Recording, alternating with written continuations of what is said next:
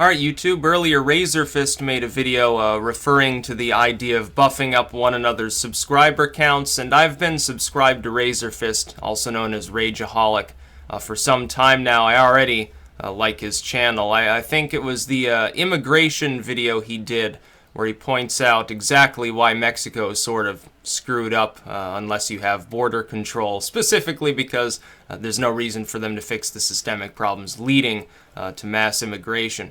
So I've been subscribed to him for some time. I like his content. I don't agree, again, like I agree on maybe 90% of stuff, but that's with anyone. Like, it doesn't matter who exactly it is on YouTube, and this sort of idea of supporting one another goes beyond any sort of political affiliation.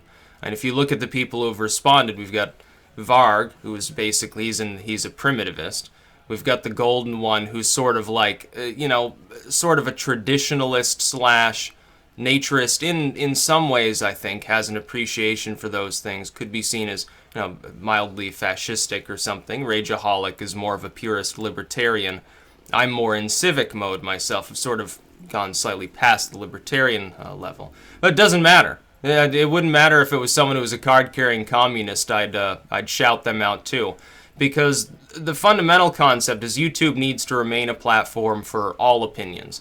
Unless somebody is openly saying, oh yes, kill this group of people, or I hate these people so much they should all be like totally destroyed, ha ha ha, or they're harassing one another or posting like porn or something, those are really the only things that you need to enforce on a website. The idea that YouTube, as like Salon and some of these rabble-rousing fake news sites have said, the idea that YouTube is ultra dicey, it's filled with Nazis, only if you define Nazis as anyone who voted for Donald Trump or supported a Brexit.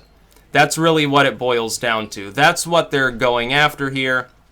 Their main problem is with the fact that for the first time you have a social media platform, which is YouTube, that is not already subsumed by censorship and suppression.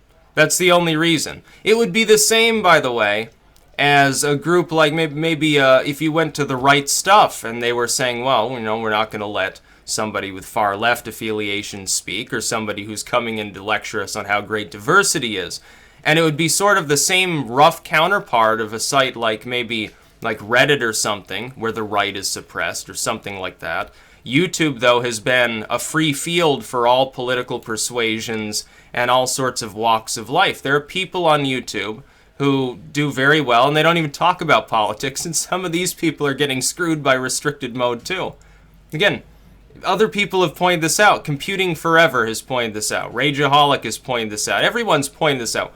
When did PewDiePie specifically address politics except in the context of being attacked by media groups who felt he had already delved into them? He never did. He made jokes that they took way out of context. They take him watching a Hitler speech and wearing sort of the almost Soviet-looking, honestly, like the military getup.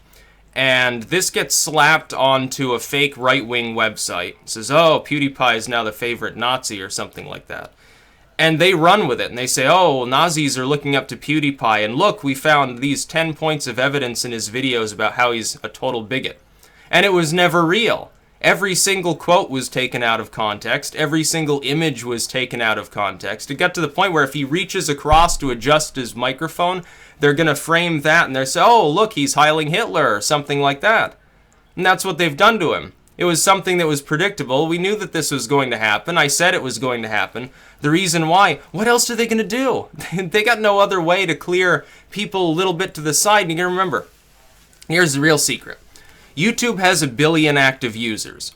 So even an ineffective attack that only causes maybe 1% of the users not to be able to see anything other than sanitized YouTube, scrubbed YouTube filled with corporations, how many people is that?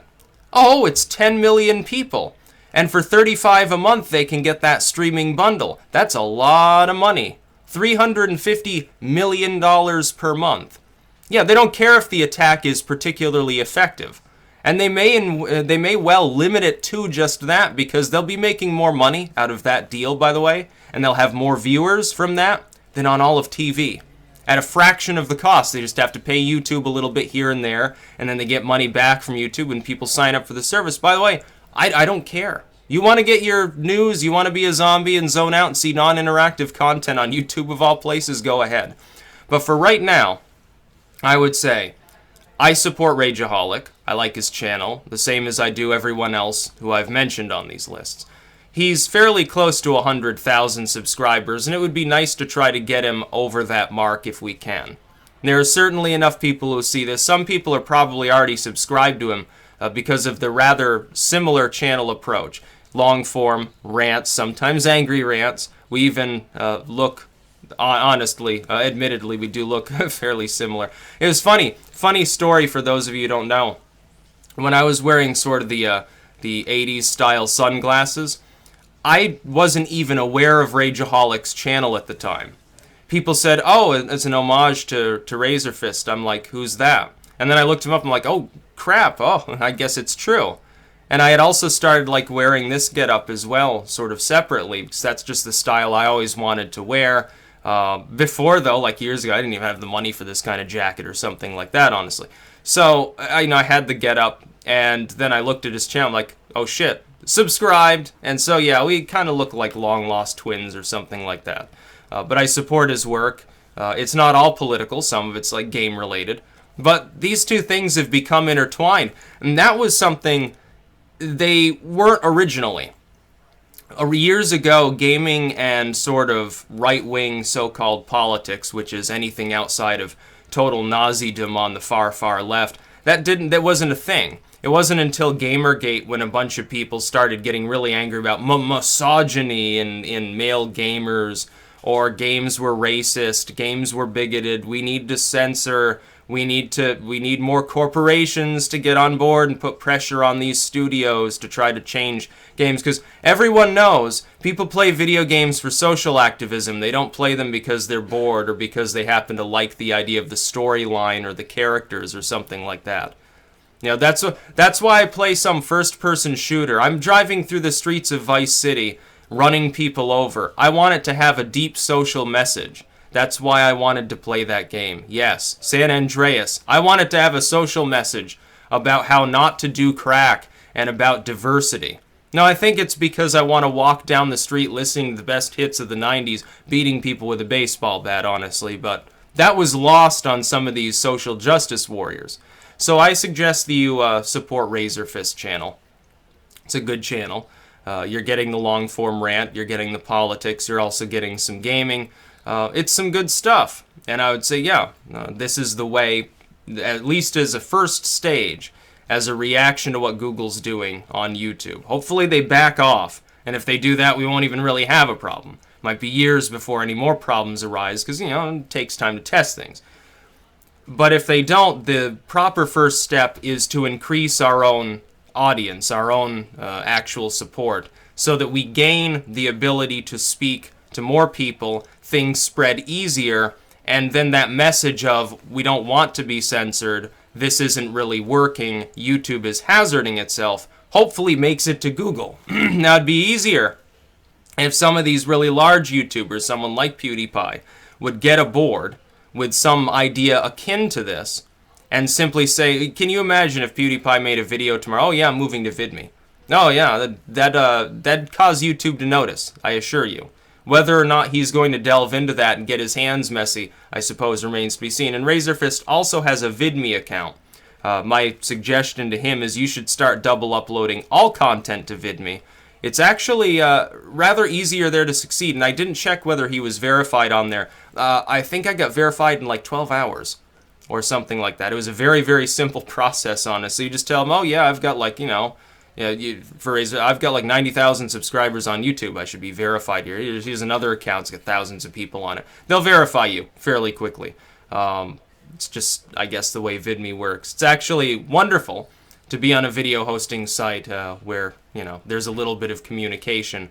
Probably because the size is smaller, but at the same time, it's refreshing, okay? So you should probably, if you're on VidMe, if you followed me there, you can follow Razorfist there. Varg also has a channel. Computing Forever has a channel. And you can look them up as well. So, an increasing number of people with relatively large audiences have already begun using other sites in tandem with YouTube. That alone sort of hazards their model, especially if people cut the cord to YouTube because it becomes nothing more than a corporate bundle. You know, it won't be YouTube that stays the main creator platform. Let's just say, let's just put it that way. That's about all. Peace out.